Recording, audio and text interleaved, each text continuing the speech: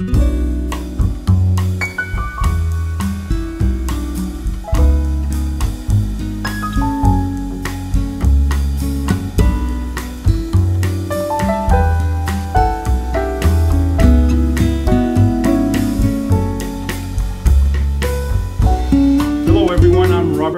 Welcome to Sunday Morning with Robert Wenzel.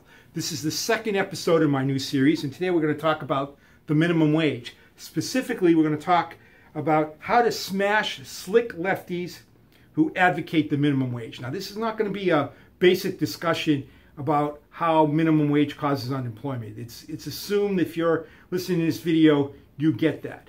If you want to learn more about that, I gave a speech in Oakland a while back to a bunch of lefty anarchists that explained why the minimum wage causes unemployment. So right now there should be a banner that pops up over here that can take you to that video, and also basically there'll be a link to it at the bottom of this YouTube. So I'm assuming you either understand, or you're going to take my word for it, or you've just come back from that video, or you're going to watch the video later.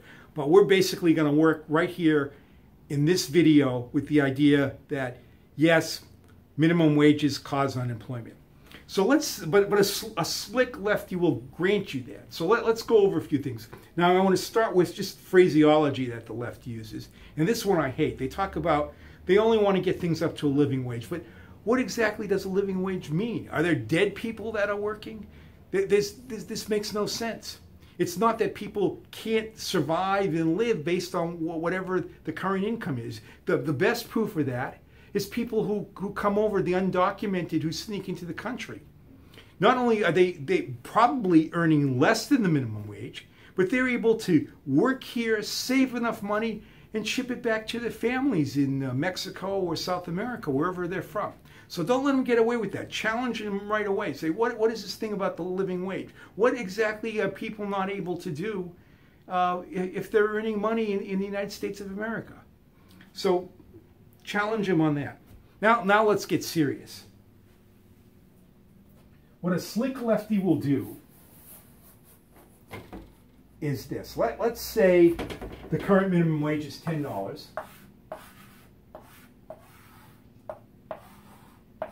And the lefty wants it at 12.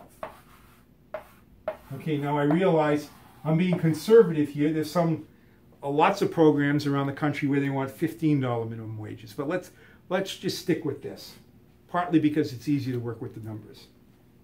A slick lefty will grant to you, yeah, you raised the minimum wage from $10 to $12, you're going to get some unemployment.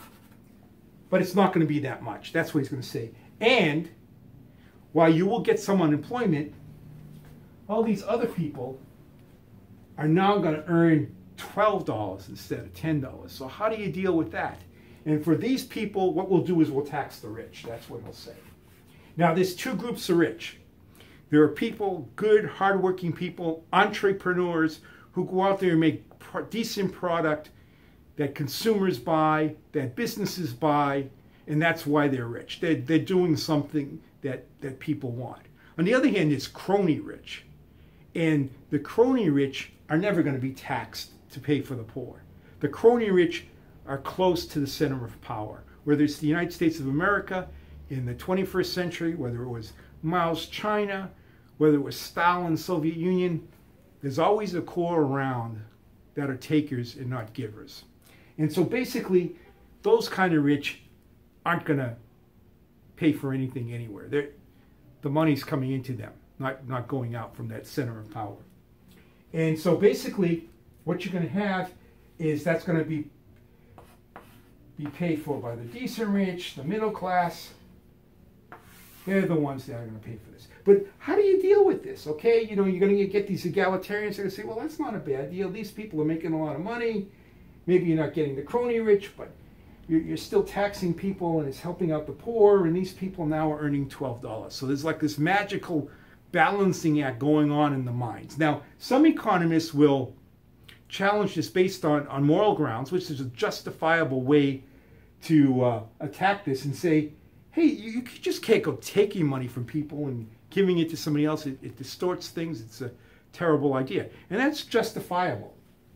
But there's a better way to attack this. And the way that is don't want to lose my mic here. Okay, there we go. The way that is, I like to draw a circle of production.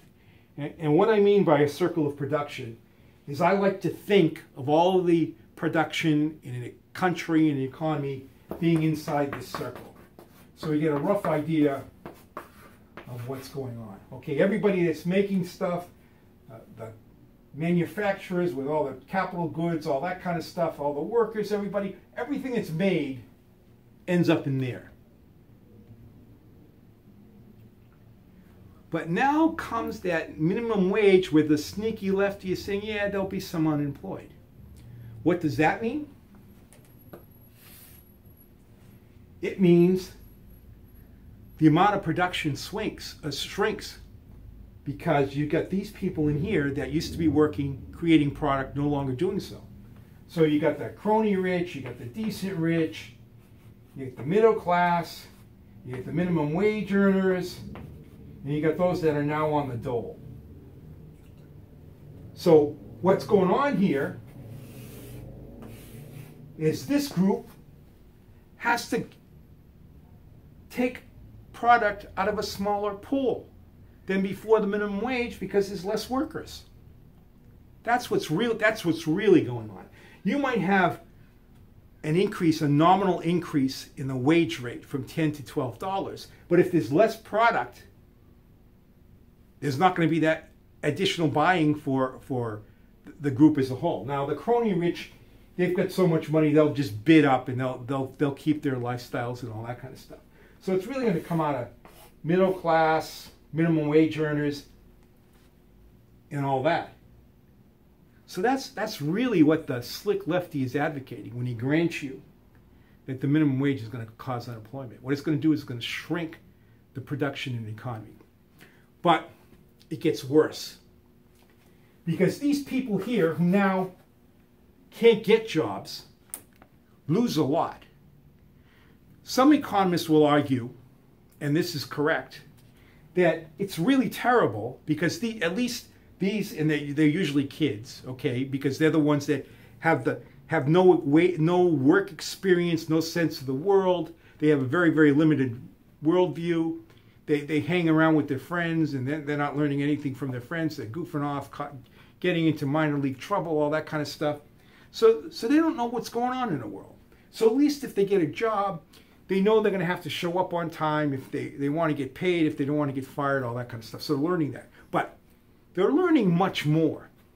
They're learning how they can advance beyond the minimum wage. Because if they're out there goofing around with their friends, any businessman, any supervisor, any worker is some distant object to him. It has no, they have no sense of how those people get where they are or what they really do or any of that kind of stuff. He gets a job, even if he's the French fry guy at McDonald's, dropping the French fries in the basket and then dropping it into the oil. He's going to see the girl that was next to him, who suddenly gets promoted, is now making the sandwiches, and later on gets promoted and is some kind of shift supervisor, then a major league night supervisor. And he's like, hey, she started where I was. I can do that. He sees the manager. The manager, he gets to see what the manager does. The manager makes out everybody's schedule, come in on this time, do this. It's the manager to make sure when food comes in and when deliveries come in that the inventory is checked properly. He makes sure the cash registers are done. And this kid gets to see, you know, I see what this manager's doing. And this manager's making a lot of money compared to me with my drop of my French fries. And I can do that. I can get there. So these evil bastard lefties shrink the economy, and then they make it impossible for these kids to understand where they are in the economic system and what the steps are that can cause them to improve. That's what it's about. That's how you smash these guys. Let them know what's really going on. That's all I have to say today. That's it. Just get the word out on this. All right. If you want to reach me, rw@epjmail.com. If you have any questions about my presentation today, email me. If you have questions about other topics you would like me to cover, email me today.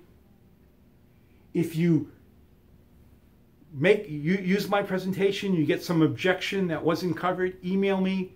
Let's find out what the objection is. I'll either shoot you back a quick email with an answer, or if it's kind of an interesting objection, I'll make a video about it.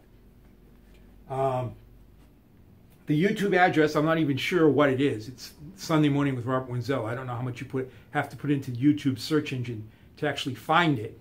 But just punch in sunday.cloud.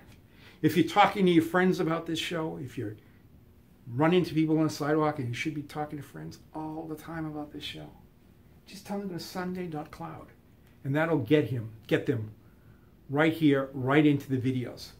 If you like this video, please click like on the video. Please tweet it out, put it on your blogger pages, whatever. Let's get the word out on this thing. cafepress.com/EPJ. I have t-shirts, hoods, hoodies. If you're from the hood, I got hoodies for you. economicpolicyjournal.com hoodies. Target Liberty hoodies. Sunday Morning with Robert Wenzel hoodies. They're all there. My main website is economicpolicyjournal.com. If you don't want to type all that out, if you have attention deficit disorder, just type out epj.cloud. That'll get you there. I appreciate your listening. I'll be back next week. Thanks again.